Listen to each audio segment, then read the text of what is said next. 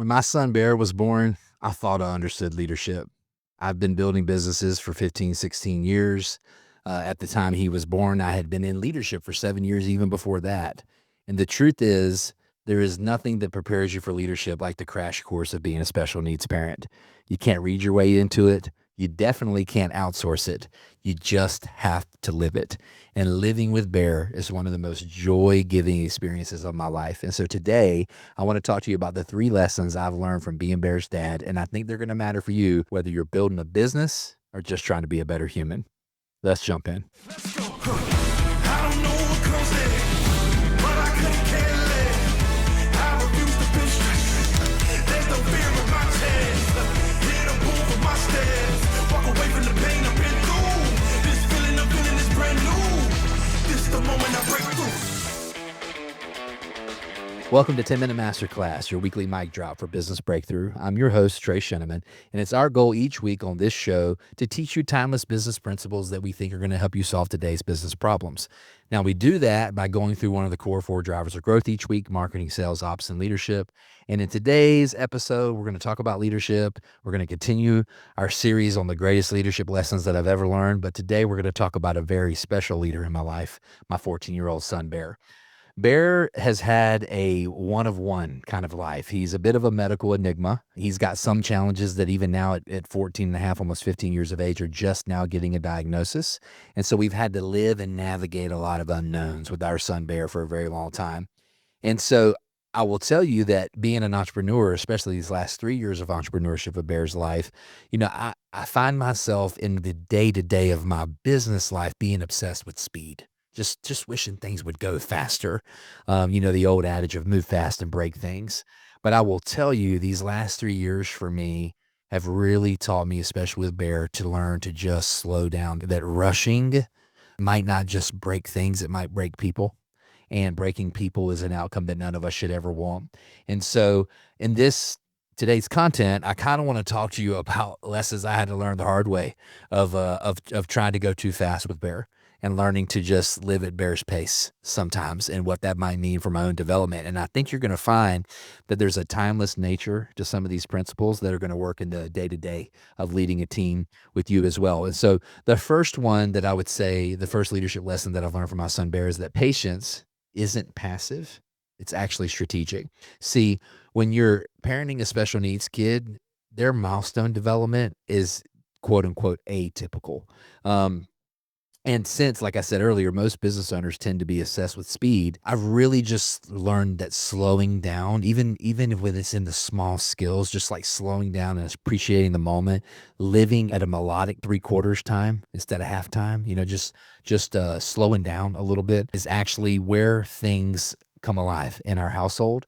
And so I think back to early on with Bear, we were working on a really small skill, like him learning how to tie his shoes. And I was getting really frustrated because, I can tie shoes in like 3 or 4 seconds. Hartley, his younger sister, had learned how to tie her shoes. And we really learned, we let him slow down, we let him try, let him fail. We would just cheer him on the more he would get it. And we weren't being just like passive in our waiting. We were being strategic. We were trying to let him get the win himself, learning how to tie his shoes. Now, the funny thing is about Bear is now he loves to have shoes that look tied, but you just slide on because they're just an easier thing to do. So there's some sort of a business hack in there too. But I will tell you, learning to be patient with Bear taught me that patience can be a strategy when you can see the light come on in somebody's eyes whenever they get to a win. And that might be the same thing that you need to do with some of your team members. Patience might need to be a strategy. The second lesson that I've learned from being a special needs dad to Bear is that it's really, really important to celebrate micro wins like they're championships. Most companies, mine included, we tend to really celebrate when we hit big quarterly goals or annual revenue. Those things are good.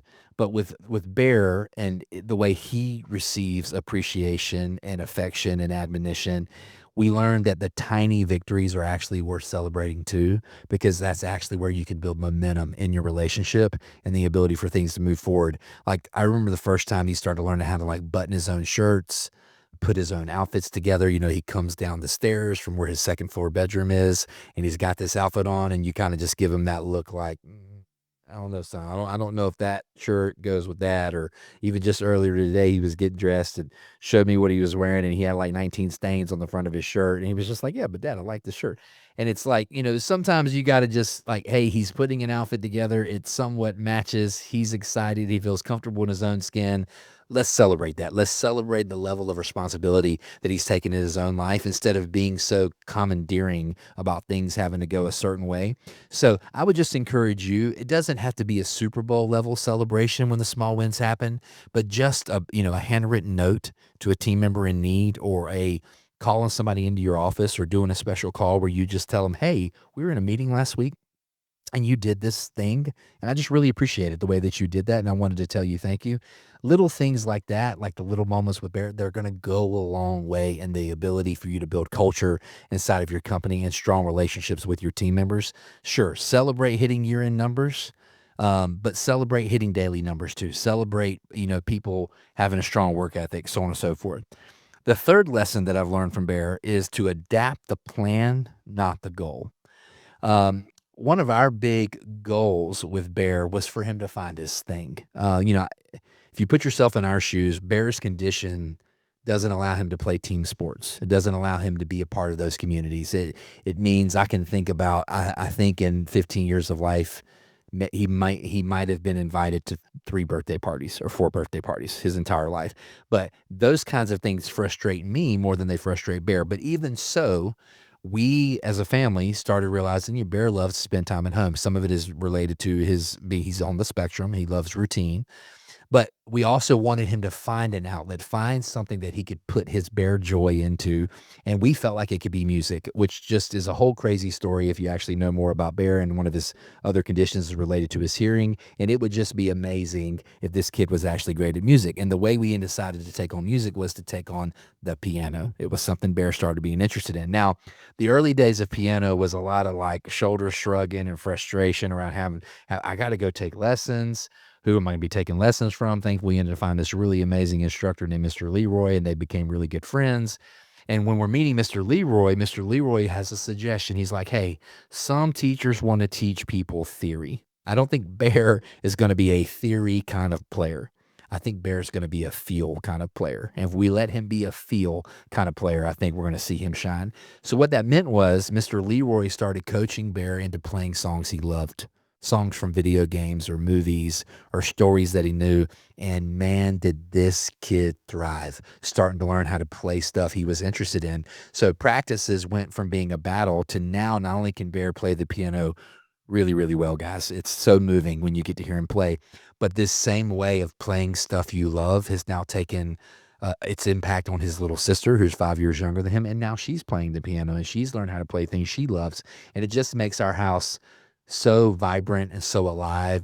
I'll go downstairs for lunch and hear Bear playing the theme song to Jurassic Park, or he'll be playing The Entertainer.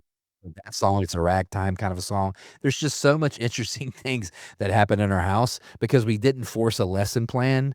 We just forced people into the things that they loved. So I would say with your team, when you're really wanting to develop somebody, figure out if there's some area of their job that they really love and let them use that as leverage in their path. So there's some powerful takeaways here. You don't always have to see leadership as commanding from the front.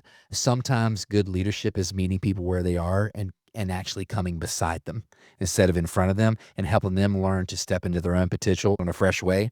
It's less like a factory, good leadership, and more like a garden where you're planting seeds and you're watering the soil and you're taking the time to appreciate what's going to grow. And that's the impact that Bear has had on me. And I hope these lessons that I've learned from being Bear's dad can have an impact on you and your business.